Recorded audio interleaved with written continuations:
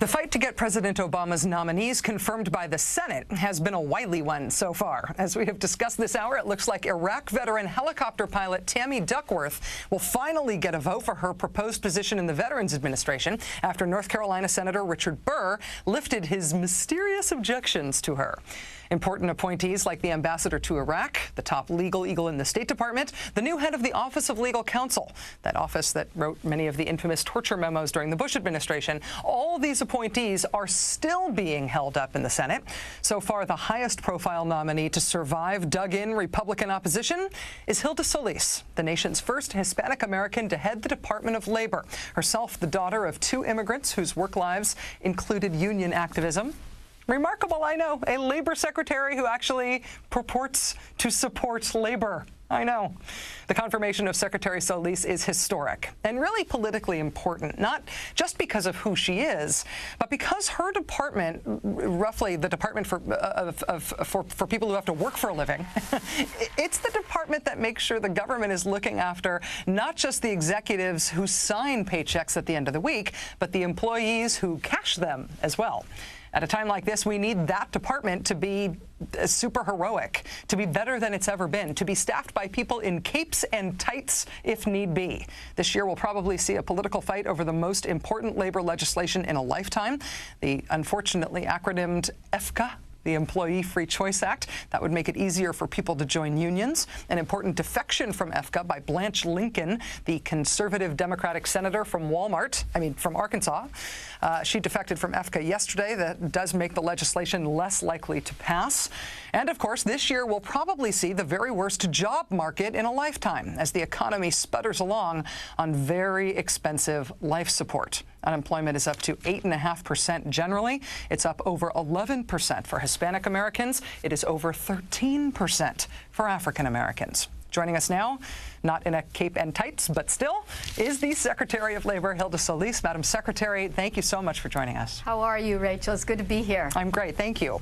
When you look at these horrible job numbers, 5 million or so jobs lost in this recession already, do you worry that if and when those jobs do come back, the new jobs might not be as good a jobs as the ones that we're losing now? You know, I am very concerned about this unacceptably high rate of unemployment. It is something that we just can't stand by and allow to continue. We're doing everything in our power, the president, myself, and his other cabinet secretaries, to make sure that we get the stimulus money, the Recovery Act money, out into those communities that have been dislocated. Think about it, Rachel. We're talking about since December of 2000 that 5 million jobs have been lost. Many of these people, for the first time, are losing their homes. They can't pay down their rent. They can't send their kids to school. So many things, factors are affecting them. But we're doing everything we can to make sure that education and training, those programs get out there immediately, and especially unemployment insurance benefits get out to those dislocated workers. And I can tell you right now that we haven't stopped since I've been there, and I've only been there now for 5 weeks. I wonder about this issue of underemployment, of people working fewer hours than they want to be working. I know that the average number of hours worked per week is at a very low point right now. We know people are working multiple jobs because they can't find full employment with just one job. What does the Labor Department have to do with that, issues like that are about the quality of the types of jobs that people are able to get? Well, one thing I want to tell you is that we have just made a major modification to unemployment insurance. It's called the Modernization Act, actually, to allow for people that have had their hours reduced, or say they had to leave a job because their spouse moved or something like that, or even women and part-time workers will now be eligible for an additional benefit through this Modernization Act. And some states have already begun to change their laws so that they can receive this money. In fact, New Jersey has come on board. Today, I also spoke with Connecticut, the governor there. So we're having, I think, some good opportunities where some of the governors really understand the immediacy of getting this money out to all of their dislocated workers, particularly those that are in that niche that maybe have seen a reduction in their work hours and may not, under normal conditions, be able to draw down unemployment insurance. And it's been set up especially for those people that have had their hours cut back, or their part-time workers, and many who happen to be women. What do you think about those Republican governors, and it has just been Republicans who have done this, who have wanted to not accept federal money to extend unemployment benefits in their states. A number of governors have made big public stands about that. What's your opinion about that?